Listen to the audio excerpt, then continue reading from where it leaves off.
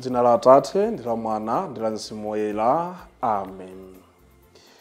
Tikulandireni lero pa 6 December 2025 pano patiyankhule na Ambuye munyengo ino ya Advent. Pamene tikupitiriza kusinkhasinkha za umoyo wathu, komanso chimene Ambuye Mulungu akuyembekeza kuti tikwaniritse ngati ake aiye mwini. Mawu athu oyamba akuchokera m'buku la Mprofeti Yesaya. Yesaya mutu 30 kuyambira ndi 19 kulekeza ndi 21, kupitiriza ndi 23 kulekeza ndi 26. Amene akutiwerengera mawu oyamba ndi Aluse Hanke kuchokera ku St. Martin de Porres, Dedza Parish, mu Diocese ya Dedza. Ndipo uthenga wabwino ukuchokera mu uthenga wa Mateyo mutu 9 kuyambira ndi 35 kulekeza ndi 10. Ndiponso kupitiriza ndi mutu wa 10 ndime 1 kuyambaso ndime 6 kulekeza ndime 8. Amene akutiwerengera mawu amthenga woyera komanso kutigawira mawu ndi Reverend Father Gift Selemani kuchokera ku Queen of Heaven, Sharp Valley Parish, mu Diocese ya Dedza. Tiyeni tikhalire limodzi. Mawu oyamba. Mawu wa m'buku la Mprofeti Yesaya. Ambuye chauta, oyera uja wa Israeli adati, ndithudi, inu anthu a ku Ziyoni, okhala ku Yerusalemu, simudzaliranso. Mulungu adzakukomerani mtima pamene adzamva kulira kwanu, ndipo akadzangomva pompo adzakuyankhani. Ngakhale Ambuye adzakulowetseni zovuta, adzakhala komweko kumakuphunzitsani. Sadzabisala, mudzawaona. Pamene mupatukira kumanja kapena kumanzere, mudzamva kumbuyo kwanu mawu okulozerani njira oti, njira ndi muyende m'menemu. Mukamadzala mbewu zanu, chauta adzakugwetserani mvula kuti zimere, ndipo mudzakolola zambiri.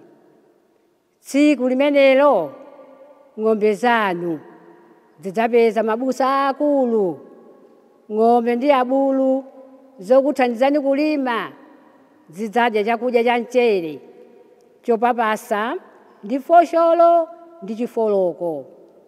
Pa tsiku limene nsanja za nkhondo za adani anu zidzagwe, anthu ake naphedwa, pa phiri lililonse lalikulu ndi pa gomo lililonse lalitali. Padzayenda mitsinje ya madzi, mwezi udzawala ngati dzuwa, ndipo dzuwa lidzawala kwambiri ngati kasanu n'kawiri kuwala kwa pa tsiku limodzi. Zimenezi zidzachitika pamene chauta adzamange ndi kupoletsa zilonda zimene iye yemwe adatichititsa pakuwalanga anthu ake. Mawu a Ambuye. Tithokoze Mulungu. Ambuye akhale nanu, akhalenso ndi mzimu wanu. Mawu muthenga woyera mungadalembera Mateyo. Ulemu kwa inu Ambuye. Pa nthawi yomweyo Yesu adayendera mizinda ndi midzi yonse, adanka naphunzitsa nyumba zawo za mapemphero, ndiponso ankachiritsa nthenda zonse za anthu ndi zofowoka zawo za mthupi. Pamene adaona makamu a anthu, adawamvera chifundo, chifukwa iwo anali olema ndi ovutika ngati nkhosa zopanda m'busa. Tsono adawuza ophunzira ake kuti, zinthu nzochulukadi, achepa ndi antchito. N'chifukwa chake mupemphe mwini zinthu kuti atume antchito katuta zinthu zakezo. Yesu adasonkhanitsa ophunzira ake 12 aja nawapatsa mphamvu pa mizimu yoyipitsa anthu kuti azitulutsa mwa anthuwo, ndiponso mphamvu zochiritsira matenda zonse za anthu ndi zofowoka zawo za mthupi. Yesu adawuzanso kuti makamaka mupite kwa Aisraeli amene ali ngati nkhosa zotayika. Pitani muzikalalika kuti Mulungu ali pafupi kukhazikitsa ufumu wake tsopano. Muzikachiritsa odwala, muzikaukitsa akufa, muzikachotsa khate, muzikatulutsa mizimu yoyipa. Mwalandira maulere, kaperekeni maulere. Mthenga wa Ambuye. Ulemu kwa inu Ambuye Yesu Kristu. Mwa mawu a tsiku la lero loweruka, koyambirira ndi kuchita chidwi ndi mawu oyamba. Mu mawu oyamba muli mawu amene akunena kuti Mulungu adzakukomerani mtima pamene adzamva kulira kwanu, ndipo akadzangomva pompo adzakuyankhani. Ngakhale Ambuye adzakulowetseni m'zovuta, adzakhala komweko kumakuphunzitsani, sadzabisala mudzawaona. Mawu amenewa akutithandiza mbali ya ife tonse anthu pamene tili kuyenda pa dziko lapansi pano. Zokumana nazo ndi zambiri, zochitikanso moyo wathu ndi zochuluka. Ndipo mavuto kapena kulira ndi mbali imodzi ya umoyo wathu umene tili kuyenda pa dziko lapansi pano. Komanso pamene tikukhala ngati Akhristu, pamene tikuyendanso ngati atumiki, zovuta ndi mbali imodzi ya utumiki wathu komanso chikhristu chathu. Tiyenera kuvomereza mitanda yonseyi imene timakhala nayo, timakumana nayo. Pali zovuta zina zimene zitavuta zinatani sitingazithawe ayi. Zimenezo kamba kobadwa anthu tiyenera kudutsamo. Tikhoza kukamba za old age. Tiyenera kufika mu nthawi ngati imeneyo. Matenda amene ilipo nthawi imene yes tidzadwale kumene anthu imfa tiyenera kudzamwalira ndithu. Izi sitingazizembe ayi, ziyenera zichitike. Tivomerezenso zilipo zina zimene zimatigwera mwina kuchokera kwa anthu ena osatifunira zabwino. Izonso ndi mbali imodzi ya moyo wathu. We have no control over that. Anthu ena aupo, anthu ena amene angokonza kuti atigwetse m'mavuto, anthu ena amene mwina sasangalala nafe pa zifukwa zina zodziwa iwo eni. Izo ndi moyo wathu, zimatibwerera, zimatipeza.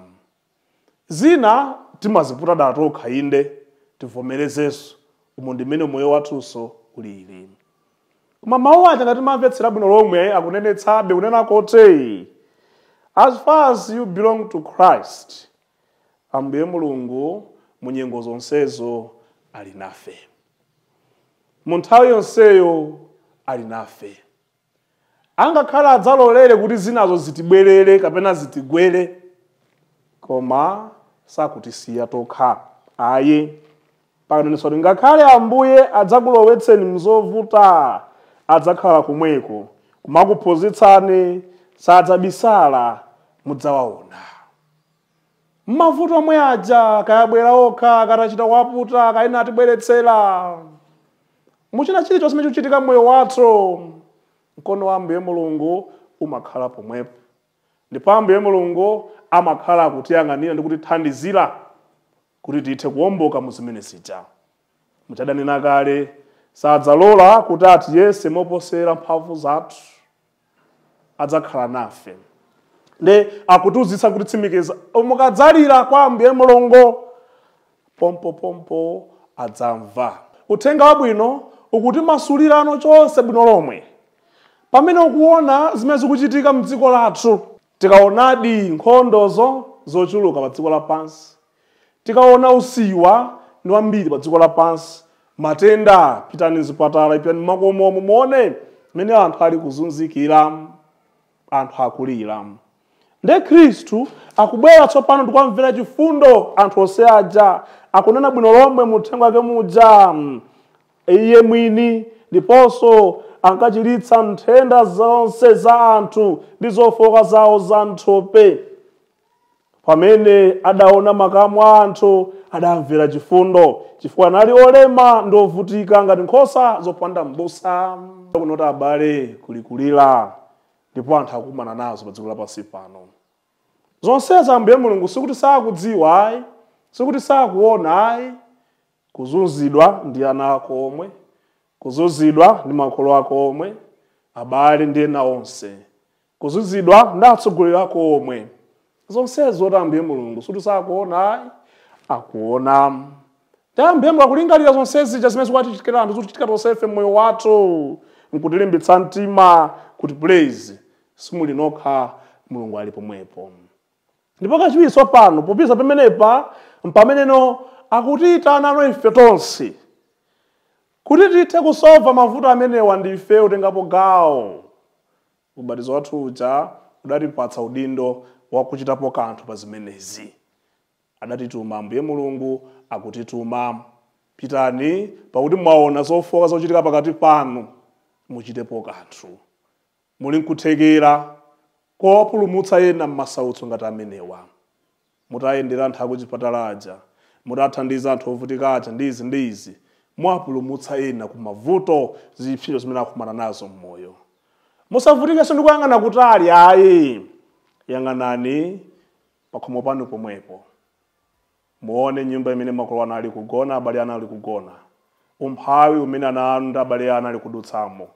Musayang'ane kutalinso ayi, yang'anani mu mpingo wanu mwemwe kuparishi yanu yomweyo, muone mavuto amene mukudutsamo. Musachite kupitanso kutali, akunenetsa apa, tayang'anani kaye pafupi nanu. Pamene mukuchita bwino amatibweretseranso wina amene akuvutika. Musapite kutali, amene akusoweka thandizo lathu ali pafupi pathu. Ubatizo umatipatsa Ambuye Mulungu utithandiza kuzindikira mavuto amene pakati pathu, kuchitapo kanthu kuti aliyense athe kupulumuka mu zimenezo. Titalira kwa Ambuye Mulungu papezeke utithandizira ku mavuto athu amoyo wonse. Amen.